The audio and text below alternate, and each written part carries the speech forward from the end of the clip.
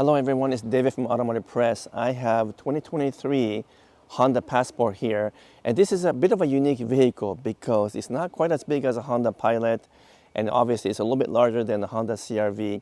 So it's kind of middle child, and maybe that's the best thing about the Passport. For those people who find the CR-V a little bit too small or the Pilot a little bit too big, well, this kind of hits a sweet spot. Having said that, I do have to name the elephant in the room, which is the fact that if you just pay a little bit more, you can get the Pilot with a third row of seating and more updated features as well. So I find it a little bit tricky here in terms of recommending the Passport over the Pilot. But for many of you guys, you will probably find this one to be just the right size. Regardless, let's go through my usual engineer's audit because I'm going to check for the quality of the panels and paint on the exterior. We'll check the inside and go for a drive. Welcome back. So how good is the quality on the Honda Passport? This thing is built in the US. Let's take a look and see what the gaps are like. So I got my usual gap tool here, and I'm going to measure the actual width of the gap, which is about 3.9 millimeter here, only about 3 millimeter on the top, and also very steady and very flat and well aligned here. So panel looks good there. Between the front fender and the front door, it's actually about 4.5. So it's a little bit wider than what I like to see. But not too much out of the norm, and this one is also 4 millimeter here, and the back is about 4.7 millimeters. So I would say it's very close to what I see in typical North American built vehicles, even let's say compared to a RAV4. But it is definitely wider than what I like to see in sort of a more of a Japanese-based brands. Most of them seems to do a little bit better than 4.5 millimeter, and it's a 4 millimeter in the back as well. But the most important thing is whether the things stay flush and aligned, and I can tell you right now by just using my hands and looking through the panels that all the things line up well. Even these creases do line up well. And traditionally speaking, because I've been to this factory as well in the US, they make a great product in terms of overall reliability and quality, so I don't really question that. And I can see from looking at the angle here in terms of paint job, it's also pretty good. Honda product does not have as much orange peel, let's say, compared to Toyota, but also sometimes the paint clear coat, it's a bit thinner, and I can tell you that I think Toyota products do have a little bit more gloss to it, some of which can be improved just through proper polishing and waxing. So paint job is pretty good. The panel alignment, I see no problem at all. The gaps are a little bit wider than what I want. Now let's measure the paint thickness to see how that goes. So now I have the paint thickness gauge, which measures the total amount of paint above the sheet metal, and you want that thickness to be between 100 to 180 microns. Thicker the better from my perspective, just because I like to have as much paint as possible so that you can make repairs in the future and not have to worry about wearing out the paint too much. Let's take a look on this Honda Passport. 127 on the front hood, 137 on the front fender, and let's keep on going here and I'll make a comment.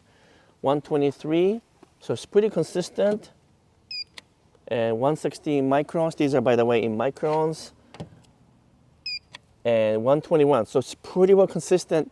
So for one, the paint thickness is about the same from front to back, which is a very important thing in terms of consistency, but also it's a little bit thicker than most Toyota products. Most Toyota products are between 100 to 120, sometimes even bordering around 100 and less than 100. But this Honda is consistently above 100, which is what I like to see. And in fact, I think the hood was a little bit thicker at 127. So the thicker the paint, the better, just because if you have a minor damage and you have to polish it down the road, then you want as much of the paint to be on the sheet metal so you can have a bit of a reassurance that when you polish it, you're not going to take the paint off too much. So I really like the fact that Honda paints are a little bit thicker than Toyota. I think the Toyota paints are a little bit thinner because they like to cut costs as much as possible, and they're trying to hit that sweet spot where they can still have enough paint but minimize the cost of the paint. So overall, I'm happy with exterior quality for both the alignment and paint job. In fact, I like the fact that the paint thickness is more than what you'll find in Toyota. Now let's take a look at the inside to see how the quality is and go for a drive. So now I'm inside the Honda Passport, and as you can tell, this is classic Honda, very open feel. Buttons are easy to manage, and all of the ergonomics are actually well done. And even the infotainment system is improved compared to some of the older Hondas. So I'm really happy about that. I'm still not too crazy about the push button selection for the shifter. It works well, but if you have multiple cars at home, let's say, and you're going back between a normal shifting to this kind of push button, your brain can confuse you a little bit. So if you're a 100% Honda person and all your cars have the push button, then yeah, it kind of makes sense. But other than that, what about the quality? Well, I do my usual punch test to see if anything is loose, and everything seems to be pretty solid on this Passport. And more than that, Honda is particularly good at the selection of the materials. So if you look at this plastic molded material here, it's got just the perfect texture, doesn't look too shiny, and the grains do not look too much like a fake product. So they do a very good job with generally speaking. I should know because Honda actually even offered me a job as an engineer one time, and so I really spent some time getting to know their engineering method. And they have a very good focus on product development. So I expect nothing short of perfection in terms of the material selection and also the overall fit and finish. Those are all good things. I would say the biggest issue with Passport is that Honda Pilot, which only costs a little bit more, has more space in the back and has newer features. For example, this Passport does not have wireless Apple CarPlay or Android Auto. I have to use my cable here to connect my phone to do that. And in today's 2023 model year, that is not acceptable, especially when there are other models such as the new Honda CR-V and the updated Pilot all offer wireless Apple CarPlay. So that's one thing that I want to complain about. And also, generally speaking, it is an open design, which I like, but it's also a little bit outdated and it looks kind of boring. Nothing super exciting in here, which is perhaps fine because most SUV buyers just want simple, functional, practical interior, and that's exactly what you get in the Passport. Now let's go for a drive and see how this thing compares to other models in its class. So now I am driving the Honda Passport and I'm going over some bumpy road here, as you can tell. And this is where I think Honda products in general excel compared to, let's say, Toyota or Nissan. Their engineering work in terms of the chassis, suspension, steering, and ride are second to none. They're one of the best in the world. I think they're closer to being a kind of European manufacturer in terms of their feel on the road than, let's say, a typical Toyota product. And it's very apparent when you drive it because the steering feels tight, the ride is firm but controlled and balanced, and then when you go around corners, it stays flat. And that is true for almost all Honda product, and particularly true for this Passport because I do think that it handles a little bit better than the Honda Pilot, which is bigger and a little bit softer and also a bit more numb in terms of steering feel. So if there is one reason to buy the Passport over the Pilot, I would say it is that it handles a little bit better, it steers a bit more accurately, and overall maybe a bit more fun to drive. But having said all that, I still think the Pilot is a better buy for just a little bit more money. You can get bigger cabin and newer features, so I'm going to continue to emphasize that I think Pilot is an overall a better value than the Passport.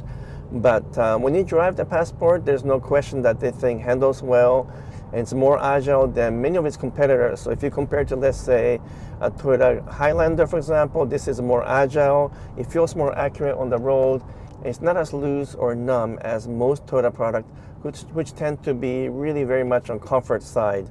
So that's the best part of the Passport, I think, is when you drive it. It's a very easy car to drive, a very easy car to love because it feels practical. It feels just perfect on the road in terms of ride and handling.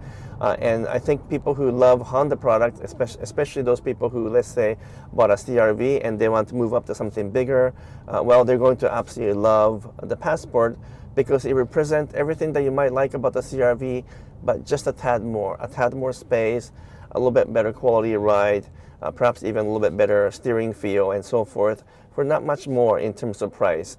So at the end of the day, you have a little bit of decisions to make, assuming that you want to stay with a Honda product. If you just want the all-around general SUV and you don't need the large space, I still think the newest Honda CR-V is the best compact SUV for the money, and I would say that's the number one in terms of my recommendation. If you want more space, or actually you need the third row spacing because you have a growing family or you need to carry passengers in the third seat, then go for the Pilot. Don't buy the Passport because it's not much more than the Passport in terms of pricing and offers so much more space and also offers more updated features. But despite all that, if you're the type of person who just really want a little bit bigger SUV than the CRV, and you just don't want to pay the price of the Pilot, then, well, you know what, the Passport will still represent one of the best mid-size SUVs out there.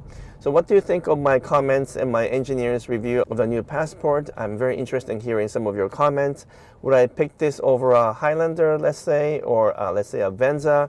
Probably, because it handles a little bit better, and it's a little bit more fun to drive. And I really like the engineering behind the Honda products because I know their engineering system very well. Anyhow, if you can give me a thumbs up and make some comments, I would appreciate it. And if you haven't done so, would you kindly subscribe as well? But until next video, I'm signing off for now. Thank you so much.